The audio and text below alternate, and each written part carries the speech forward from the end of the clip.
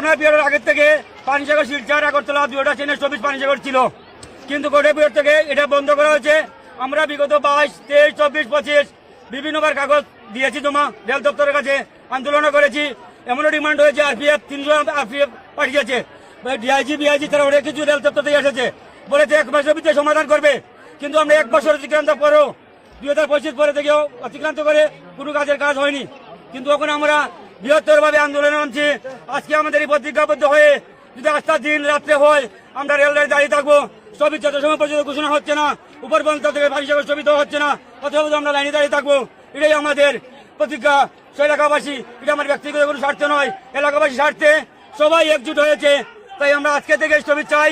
কালকে বললে হবে না, 1 সপ্তাহ পরে বললে হবে না, 1 মাস পরে বললে হবে না। ডিআইজি হোক যাই হোক, পানিসাগরে পুনরায় স্থগিত।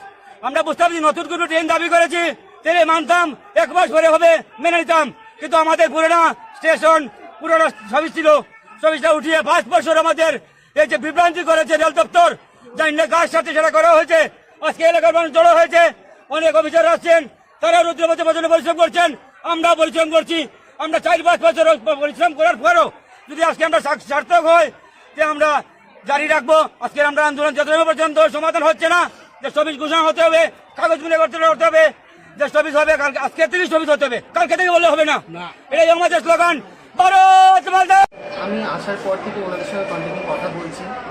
আমার নোটিসে যখনই আসছে ব্যাপারটা, যখনই ওদের মেমোরেন্ডামটা আমাদের কাছে আসছে বা স্টেশনে আসছে যে এত তারিখে আমরা রেল রোকো আমরা প্রদর্শন করবো বা ধর্ণা প্রদর্শন করবো পানিসাগর স্টেশনে, ইমিডিয়েটলি আমি এই ফাইলটাকে লামডিং ডিভিশনে, লামডিংয়ে যে অফিসার আছে ওদের কাছে ফরওয়ার্ড করেছি।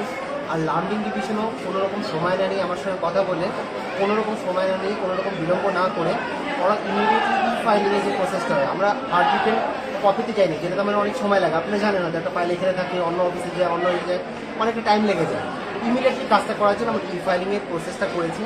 আর ফাইলিংয়ে লামডিং ডিভিশনকে গ্রিন সিগন্যাল দেওয়া হয়ে গেছে। লামডিং ডিভিশনকে পুরোপুরি প্রপোজ করেছে যে হ্যাঁ এই ট্রেনটা এখানে দাঁড়ানোর জন্য feasible, commercial point of view, local point of view.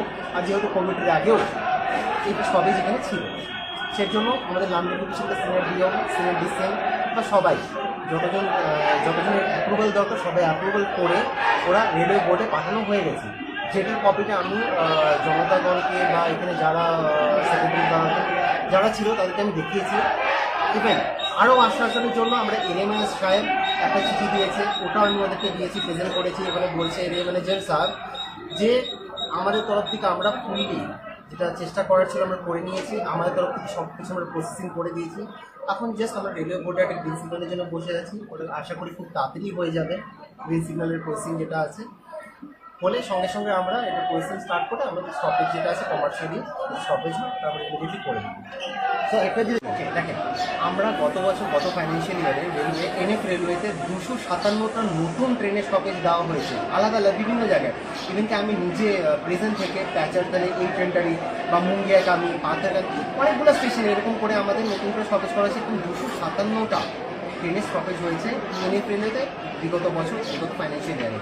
আমরা এটাও আশ্বাস দিতে যাচ্ছি, এটাও আশা করছি আমরা হয়ে যাবে, যেহেতু আমাদের তরফ থেকে পরিস্থিতি পুরোপুরি কমপ্লিট হয়ে গেছে। জাস্ট রেলওয়ে বোর্ডের একটা কনফার্মেশন চাই, তারপরে আমরা একটা ফর্মালিটি চাই। আমরা ওটাই বলছি আমাদের হয়ে গেছে সব কিছু। বাট ফর্মালিটি বলতে যেরকম ওয়ার্কিং টাইম টেবিল পর্যন্ত হোক বা বাকি কমার্শিয়াল যারা ফর্মালিটি, ওপেনিং ফর্মালিটিস, টাইম টেবিলের ব্যাপারটা আছে, কখন স্টপেজ হবে, ওটাতে একটা সময় চাই। খুবই অল্প সময়ের মধ্যে করা হচ্ছে, আমরা চেষ্টা করছি খুবই অল্প সময়ের জন্য করা হচ্ছে। সেজন্য আমি এটা রিকোয়েস্ট করবো যে আজকে যে এইরকম ব্যাপারটা আছে ওইখান থেকে করাটার কোনো আমি মানি দিচ্ছি না, যেহেতু আমার প্রসেসিং হয়েই যাচ্ছে। যদি আজকে আমি কোনো ফাইল আপলোড করতাম না বা আমরা কোনো আশ্বাসন দিচ্ছি না, আমরা মুখে বলছি না ঠিক আছে আমরা এটা করে দেবো না, আমরা কোনো ফাইল লিখে দিচ্ছি যে আমাদের পড়া স্টার্ট হয়ে গেছে, আমাদের ডিভিশনের তরফ থেকে আমরা পাঠিয়ে দিয়েছি সিভিল বোর্ডের কাছে। ঠিক না, খুব অল্প সময়ে আশা করছি হয়ে যাবে। লামডিং ডিভিশন থেকে সেটা ফাইল চলে গেছে দিল্লি। আমরা কি ধরে নিতে পারি যে কিছু দিন নয়, কয়েক ঘন্টার মধ্যে সেটা সলভ হবে? কয়েক ঘন্টার মধ্যে তো একটু খুব একটা মুশকিলের ব্যাপার। আশা করছি এটা চান্সেস খুবই কম, যেহেতু অনেকগুলো ফর্মালিটিস আছে। কল্যাণী কোপারেটিং একটা কমার্শিয়াল কিছু পরিচিন্তাম আছে, সব আপনার ড্রাইভার একটা ইনফরমেশনের ব্যাপার আছে, অফিসার আছে, আপনারা হয়তো এখনও চেক করেন, অনেক জায়গা থেকে রেলে অনলাইনে চেক করতে পারছেন। আজকে যদি আপনি চেক করছেন, আপনি দেখাচ্ছেন না পানিসাগরে দাঁড়াচ্ছে, তো আপনার তো লাভ নেই। বাইক থেকে টিকিটই কাটতে পারছেন না, ট্রেনটা দাঁড়ানো, আনন্দভাবে তো কেউ যাবে না আশা করছি। তাই তো এই জিনিসগুলোতে একটু সময় চাই। এইবারের প্রসেস কি পাবলিক করা যায়, আশা করা যায় আমাদের অফিসারের কথা হিসাবে বা ফাইলিংয়ের হিসাবে এটা খুব বেশি আপনারা আশা রাখতে পারেন যে এবার খুব বেশি চান্সেস আছে, যেহেতু আমাদের তরফ থেকে হয়ে গেছে শুধু রেলওয়ে বোর্ড। আর রেলওয়ে বোর্ড আশা করছি যেটা তো গ্রিন সিগন্যাল দেবে পাবলিকের ওয়েলফেয়ার থেকে, তো আপনারা পজিটিভ থাকতে পারেন। সব good news Kingshuk Saha, traffic inspector, ধন্যবাদ।